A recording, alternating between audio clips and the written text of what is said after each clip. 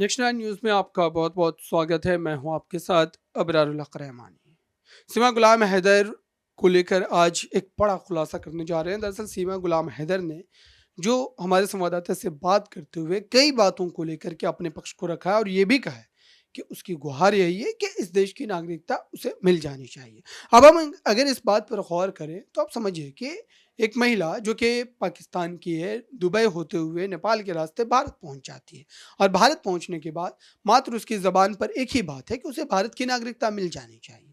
लेकिन क्या नागरिकता मिल जाना इतना आसान है और क्या भारत के सरकार को इस मामले में इतना जल्दबाज़ी में फ़ैसला लेने की ज़रूरत थी? और क्या इतनी जल्दी बेल देने की जो है ज़रूरत थी? क्योंकि अभी तक अगर देखा जाए तो जब आप जो है सीमा गुलाम हैदर से बात करेंगे, अब अभी जो हम आपको वो वीडियो दिखाएँगे, इंटरव्यू दिखाएँगे, तो आप देखेंगे कि वो कहीं भी बातचीत के ज़रिए आप ये अंदाज़ा नहीं लगा जा सकते कि वो पाकिस्तान की या पाकिस्तानी नागरिक है, क्योंकि बातचीत से बिल्कुल भी इस बात का आभास जो है वो नहीं होता है, किसी भी ढंग से। क्योंकि अभी तक अगर देखा जाए तो इस पूरे मामले पर सीधे तौर पर ये कहा जा रहा है कि सीमा गुलाम हैदर कहीं न कहीं इस पूरे मामले पर जो है झूठ बोल रही है या फिर कई बातों को जो है छिपा रही है।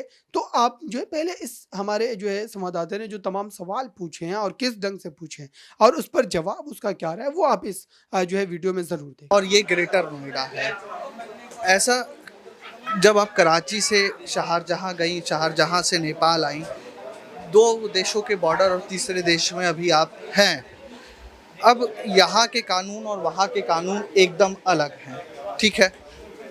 तो जो पारिवारिक पृष्ठभूमि से आप आ रही हैं, आपके ससुर जो वहाँ पे हैं, मैं यही बोलूँगा, कल की खबर छपी है, पाकिस्तानी मीडिया ने चलाया है कि 7 लाख रुपए और 7 तोला सोना आप लेके गई हैं। वो एक भूखे इंसान है, उनको यही याद होगा पैसा, पर उनका मैंने टका भी नहीं उठाया, ना सोना। सोना मेरा यही जो मैंने पहन रखा है, मेरी मम्मी ने बना के मेरे दहेज में दिया था, मेरे लिए बना रखा था और मैंने अपना घर बेच के आई हूँ। इसके अलावा कुछ भी सच नहीं है।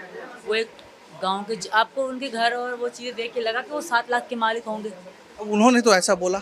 आपको अगर उनके पास 7 लाख थे तो उन्होंने अपना कमरा क्यों नहीं बनवाया? झोपड़ी में क्यों रह रहे हैं?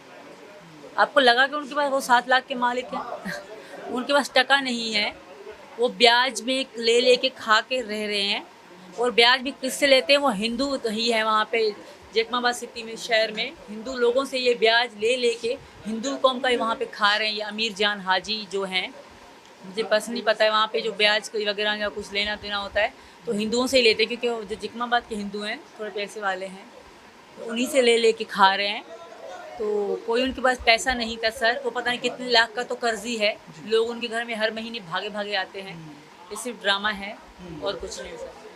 अच्छा, आपकी जो शिक्षा हुई है 5वीं आप तक आपने पढ़ाई की है और 5वीं तक पढ़ाई करने के बाद इतनी बेहतर, मतलब कि लोग बोल रहे हैं, हमने तो सुना नहीं कि बेहतर आप इंग्लिश बोल ले रही हैं, चीज़ें लोगों को समझा पा रही हैं, या इतना ज़्यादा आप मीडिया फ्रेंडली है, कैसे बिना कोई घर में अभी तक रहने वाली महिला ये कर पा रही है, कैसे कर पा रही है?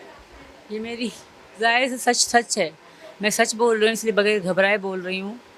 और दूसरी बात, ये मेरे साथ हैं तो मुझे इतनी टेंशन नहीं है। जब मैं जेल में बोलती थी तो मुझसे बोला नहीं जाता था, रो रो के बोलती थी, क्योंकि यहाँ एक इतना खौफ था तब। फिर उन्होंने मुझे विश्वास दिलाया, तुम सच बोलोगी तो तुम्हारी जीती होगी। तो इसलिए मैं सच बोल रही हूँ, इसलिए कोई डर नहीं है मेरे मन के अंदर।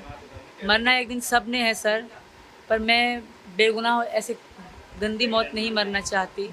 एक दिन मौत मुझे भी आनी है, आप सब हर किसी को मरना है। जो मेरे पापा थे वो भी चले गए, दुनिया में कई लोग आए हैं चले गए हैं, मेरी भी मौत होगी एक दिन, पर इस तरह की मौत मैं नहीं चाहती।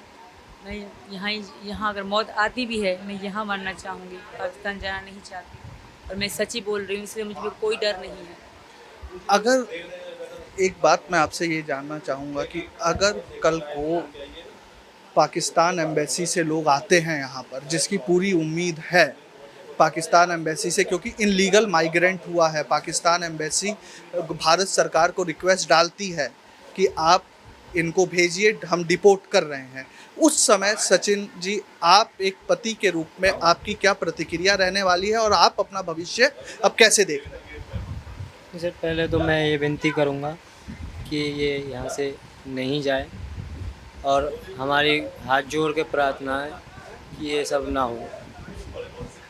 और मेरी विनती बस यही है कि ये यहीं पर रहेगी और यहाँ की इसे नागरिकता दी जाए। बस जाने की तो मैं बात ही नहीं करना चाहता, इसे भेजना। उम्र का भी एक बात निकल के आ रही है कि आप 28 साल की हैं, सचिन जी 21-22 साल के हैं लगभग, तो कैसे? मैं 23 साल का हूँ, ये 27 साल की है। लेकिन एक 4 साल का फर्क है, कैसे मसला? पाकिस्तान में 10 से 15 साल के फ़र्क में भी शादियां हो रही हैं, तो 4 और 7 साल का फ़र्क मेरे ख्याल में बड़ा नहीं है सर। जी सर। अच्छा, एक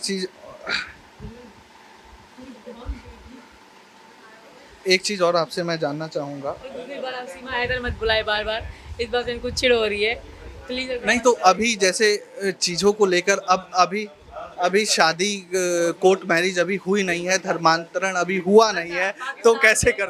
कबूल है, शादी है तो ये मेरी मांग भरी है, फेरे खाए, वो शादी नहीं है। इनका मंगलसूत्र मेरे पास है, क्या ये शादी नहीं है? और जब मैं उनको पति मानती नहीं हूँ तो ज़बरदस्ती आप वो मेरा पति बता रहे हो। हम नहीं बता रहे, वो भी टीवी पे आ रहे हैं, वो भी। कहना टीवी वालों से मैं रिक्वेस्ट करती हूँ मत कहें, जब मेरे हैदर को पति मानती नहीं, वो मेरे पति है नहीं। मैं हिंदू धर्म में तो वो निकाह तो टूट ही गया। ये भी है इस्लाम में कि अगर कोई धर्म छोड़ती है तो उसका निकाह टूट जाता है, तो वो मेरे पति नहीं है, आप मत कहें। अच्छा ठीक है, आखिरी सवाल मैं आपसे ले लेता हूँ, ठीक है, कि अब क्या बोलते हैं कि आप दोनों एक साथ हैं, ठीक है, अब परिवार को आगे पहले से आपके, देखिए आपको बुरा लग सकता है लेकिन सत्य को झुटलाया भी नहीं जा सकता। जब आप कोर्ट जाएंगे तो ये बातें भी आपसे पूछी जाएंगी। अभी आपके 4 बच्चे हैं, आप दोनों का अपना भविष्य है, पीछे बच्चे अभी मैम के आपके हैं सीमा जी, तो उन बच्चों के साथ इनके बच्चे अभी करने हैं या बस आपने मान लिया है कि वही बच्चे अब मेरे? करेंगे सर, एक तो करेंगे ज़रूर, एक तो करेंगे तो टोटल 6 बच्चे हो जाएंगे। इस महंगाई में कैसे पालेंगे? मैं इतनी अपने आप पर भरोसा करता हूँ कि मैं इन्हें पाल लूँ। पाकिस्तान में 185 रुपये आटा किलो है, तो वहाँ 10-10 बच्चे पाले जाते हैं। यहाँ कितने किलो है? यहाँ आटा कितने किलो है? यहाँ 25 रुपये किलो है आटा, तो क्या ये 6 बच्चे नहीं पाल पाएंगे सर? अजीब बात कर दी आप। नहीं, मैं बात अजीब नहीं कर रहा हूँ, मैं तो वही पूछ रहा हूँ जो महंगाई है, ठीक है। अब कोई संदेश जो रिक्वेस्ट है, प्रधानमंत्री नरेंद्र मोदी ने ये कहा था कि सीए एनआरसी के थ्रू कि जो भी, देखिए उसमें ये था कि बौद्ध धर्म या जैन मुस्लिम नहीं थे, लेकिन जो भी शोषित है वहाँ पे उनको हम नागरिकता देंगे। तो इसको लेकर आप प्रधानमंत्री नरेंद्र मोदी या योगी आदित्यनाथ से क्या कहना चाहते? सर पहले तो मैं समझी नहीं, मेरा ध्यान इनकी तरफ था। अच्छा, उधर मैं ये पूछ रहा हूँ आपसे कि प्रधानमंत्री नरेंद्र मोदी जब सीए एनआरसी लेके आए, अभी आया नहीं है, उन्होंने उस ड्राफ्ट में ये कहा था कि जो भी मुस्लिम कंट्रीज़ या दूसरे देशों में शोषित हिंदू हैं या शोषित लोग हैं वो भारत आते हैं तो हम उन्हें नागरिकता देंगे। लेकिन आपकी धर्मपत्नी इनलीगल माइग्रेंट होके आई हैं, बहुत कागजी चीज़ें हैं, तो फिर कैसे होगा? मैं रिक्वेस्ट करूंगी सर कि मुझे दे दें, क्योंकि मैं पाकिस्तान से तंग होके आई हूँ, वहाँ मैं खुश नहीं थी, मुझे यहाँ की नागरिकता दे दें। अब पति आज गेट पे आ जाए तो नहीं जाना वापस? बिल्कुल भी नहीं जाना, मर जाऊंगी मिट जाऊंगी, पाकिस्तान नहीं जाऊंगी। गुलाम हैदर का दावा है कि वो 60-70 हज़ार रुपये आपको महीना भेज रहे थे, उतनी खुशहाल ज़िंदगी छोड़कर यहाँ पर आप आ गई हैं जहाँ पर आपके पति, नए पति कमाते भी नहीं। गॉड इज़ ग्रेट, भगवान बहुत बड़े हैं, दे देंगे हमें कहीं ना कहीं से मदद। फ़िलहाल तो सही है, खाना पीना चल रहा है, आगे का जो होगा सो देखा जाएगा। यहीं पे आखिरी मंजिल तय? आखिरी मंजिल यही है, मेरी अब अर्थी उठेगी, जिंदा तो मैं नहीं जाऊंगी, ये मेरी भी बात है, दुनिया में हिंदुस्तान पाकिस्तान मानेगा। जी सर। बहुत बहुत धन्यवाद। ये हमारे साथ सीमा हैदर और उनके पति थे सचिन। कैमरामैन सुमित के साथ नेक्स्ट 9 न्यूज़ के लिए मैं राकेश मोहन सिंह, धन्यवाद। तो आपने देखा लगातार वो कई बातों का जवाब तो देती हैं, लेकिन कई ऐसे जो गंभीर कठिन सवाल होते हैं उस पर वो कुछ भी बोलने से परहेज करती है, और यही सारी बातें जो है कहीं ना कहीं शक के दायरे में लाती है। और ये जो है कहा जा रहा है कि अगर उनका इस तरीके से बयान दिया जा रहा है, इस तरीके से वो अपने पक्ष को रख रही है और कहीं से भी ये भनक नहीं लग रहा है कि वो पाकिस्तानी है, तो जाहिर सी बात है कि इसमें कहीं ना कहीं कोई बड़ा गड़बड़ घोटाला हो सकता है और सरकार को इस पर जांच करने की ज़रूरत भी है। इस खास रिपोर्ट में बस इतना ही। देखते रहिए ताज़ा तरीन खबरों के लिए नेक्स्ट 9 न्यूज़ को। धन्यवाद।